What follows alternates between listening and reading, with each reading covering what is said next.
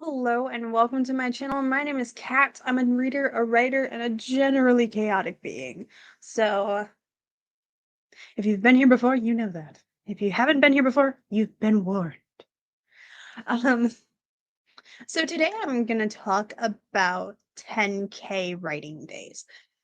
So, this is a kind of common thing to see in the author tube and in the writing community. Not everybody knows what a 10K day is, especially people who haven't hung out with a ton of writers. So, for starters, a 10K day is where you attempt to write 10,000 words within a 24-hour time period. So, this does not have to be, for example, November 1st, because November 1st is tomorrow for me when I'm recording this. So, it does not have to be specifically just November 1st. If you start at 3 p.m. on November 1st, your 24 hours starts at 3 p.m. on November 1st. And so from 3 p.m. November 1st to 3 p.m. November 2nd is your goal time to write 10,000 words. I don't recommend that if you sleep at night, though. So that's the basics of like your goal is to write 10,000 words within a 24-hour time period. And some warnings about this. Your wrists and fingers will hate you. Okay, they'll hate you. So if you have wrist pain, account for that, please. Be aware. So do not be afraid to use voice to text if you have a good program and you know how to use it. You can easily use voice to text in Microsoft Word or Google Docs. So, yeah. But a 10K day is you write 10,000 words. And some people are really afraid of this. And I can understand why. For a long time, I was afraid of them. I'm still afraid of them because I'm like, my brain will hurt so much, it'll turn to mush afterwards. My hands and my fingers, I already have joint pain. It's just going to be painful. That's how it feels or how it sounds. And it can be. It very much can be. But you never know if you can do it if you don't try. And some people don't do 10K days. They recognize their limitations, and that is important. So recognizing your limitations is really important with the 10K day or attempting some type of writing quest like that. Some people I know will do a 10K weekend or a 10K 2 days, if you will, if they work on the weekends and have 2 days in a row off, and they'll do that. Or their goal is just they pick a chapter amount that they would like to do. So that's kind of the basis of what a 10K day is. And I'm actually really proud of myself. I managed to achieve a 10K day. And I'm going to share with you guys how I managed to achieve that or how I feel that I managed to achieve it and give you some tips about how I did that and maybe how I'd recommend it. If you have some tips and tricks for writing 10K days, drop them in the description below. But why are we talking 10K days? I mentioned November. That's right. NaNoWRIMO is happening. And so many people are going to try out 10K days for the first time. So, just like NaNoWRIMO, have fun with it. Don't stress too much, okay? This is not the end of the world if you don't achieve it. Do not fret. Not everyone can do it because they physically can't do it, or they have other obligations in life to take care of. So the goal is to have fun with them. So, but here's what I did. So first off, why did I do a 10K day? I actually did a 10K day because I reached, it was a combination of things. I reached 300 followers on my Twitch account, which was really great. And then also I had a community challenge over there. You can spend channel points, which mine are called lettuce, on my Twitch, like lettuce the vegetable. It's great. Um, but I had a community challenge there to do a 10K day, and we got 80 something percent of the way to it, and I hit 300 followers, and I didn't know what I was going to do for 300 followers achievement. So I decided I would just combine them because as the owner of the channel, I can't contribute channel points to it. So I was like, if I could have contributed, we would have already reached the goal. So I kind of like rationalized it. And that's why I decided to do a 10K day. Also, I want to publish my book by January, and my draft wasn't done. Yes, I'm not very smart in this. Don't follow me as an example on that front, though. Let's talk the 10K that day, though. So I did it on October 3rd, and I actually live streamed the whole day with breaks. So I did 4-hour streaming chunks with an hour break in between them, starting from when I woke up to when I went to bed, essentially. So I think I started at 6 a.m. with the first stream, and I did that for 4 hours. Please also note I did get food during one of those sprints, during several of those sprints, because food is important. Um, but I did not allow myself to work on my writing during the 1 hour break. I was not allowed because I needed to take a break from that and a break from the computer screen to let my eyes rest and not be straining from looking at a screen for that long because 10,000 words, you're going to be looking at a screen for a very long time. And I planned my entire day that way. Was 4 hour stream, 1 hour break, 4 hour stream, 1 hour break. And I did the day like that. And by breaking it up and forcing myself to take breaks where I actually shut my computer down, I completely turned my computer off. So I was not allowed to work on it.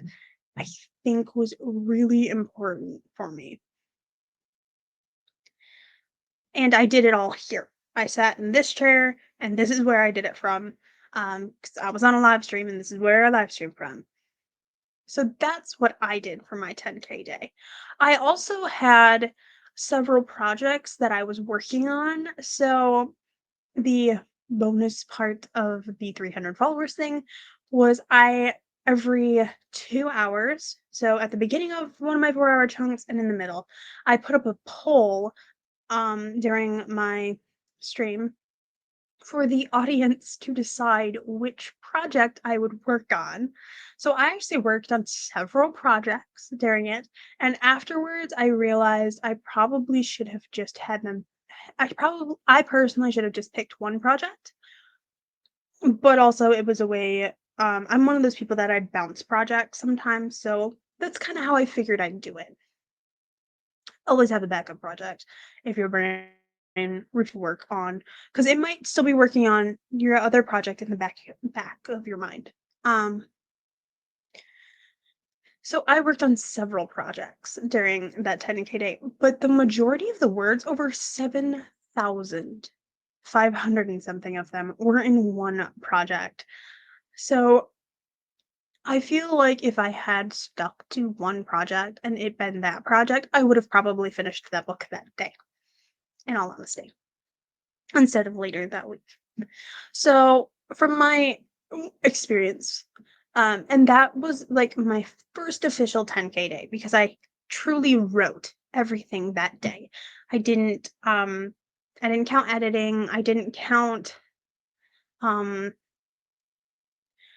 I might have counted like 100 or so words that I hand wrote previously, but I was editing that from it because I hand wrote something, but I added words to it as I typed it. So I kind of counted it. That might have been cheating. I'm not sure, but not very much. So, but that's how I achieved a 10K day. Also, having people there to support me was really great. So some tips that I would like to suggest, and this isn't just from me, this is also from watching and hearing about other people's 10K day experiences. So I can't recall every person. So, but like this is not just from my personal experience, but this is the things I've heard. So, one person mentioned that they did a 10K day crawl thing where they went to a bunch of different locations together. And I was like, no. So, I highly recommend for the first tip, pick your 10K day and pick one location you're going to be at, maybe two at most, not several. So, you want to pick one location you can stay at for the entire time or until you've accomplished it. And you're going to want to be comfortable, but not extremely comfortable that you'll fall asleep. Kind of try and plan what you're going to eat that day um, in advance, or kind of try and prep what you're going to eat that day the day before if you're able to, or if for some reason, or if somehow you live in a place close enough that you can go to like a cafe for your 10K day, then you can eat food there or a restaurant. I didn't have that. I think I might have ordered food once though, because I didn't want to cook. I might have cooked though, as well. You get some. So one place. Do not move. Go several places. Clear your schedule for that day as well. Clear your schedule. Only work on it. Remember to have some fun. Maybe plan your meals for it because you need to eat. You can't write if you're hungry. The best works by artists and stuff, everybody's like, they suffered. It's like, no, their best works were made when they were at peace with themselves and they were happy, not when they were tripping. Okay. So, another tip is that I would recommend, because this is from my personal experience, is make a schedule and schedule in breaks so that you don't overexert yourself and you allow your eyes time to rest, your brain time to rest for a few minutes. Maybe somebody so I did the 4-hour chunks with the 1-hour break. I also did productivity sprints during those 4 hours, by the way. But during that 1-hour break, one of the times I just went and laid on the floor in my living room because I could. I'm not gonna lie. I just laid on the floor. Some of the breaks I got food. If you are a person that likes to go on walks, you could go on a walk if the weather's nice. Um, for like half an hour to an hour. Just so your brain and your eyes have a break from a computer screen. Highly recommend that. Sorry. So one location, meals, less food prep. Maybe make some healthy snacks that are good for the brain. Take breaks. I'm pretty sure I said another one, but I don't remember. And try and have some fun while you're doing it. It's not the end of the world if you don't achieve it because you just might be a person that can't write that much in a day. And that's okay. Don't be afraid to be like, you know what? I wrote 5,000 words and I've never written 5,000 words in a day before. That's a win. Okay. That's more words than you have ever written before.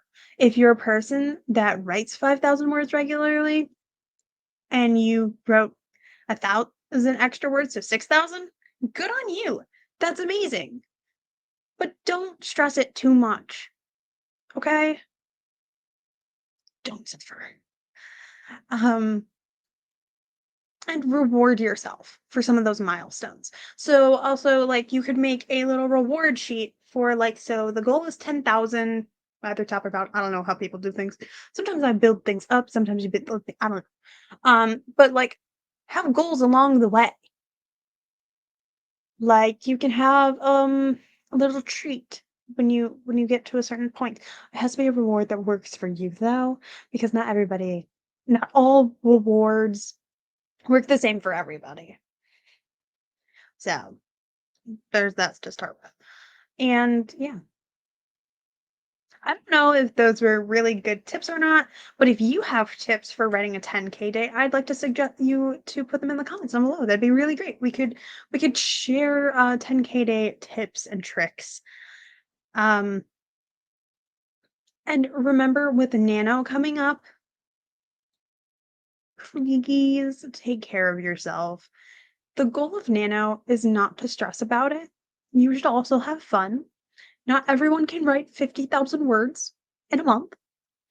If you write 25,000 words, you're good. If you write 15, you're good. Like, you're doing this for you. Don't stress too much, okay? It's not the end of the world. And maybe you're just not the person that can write 50,000 words.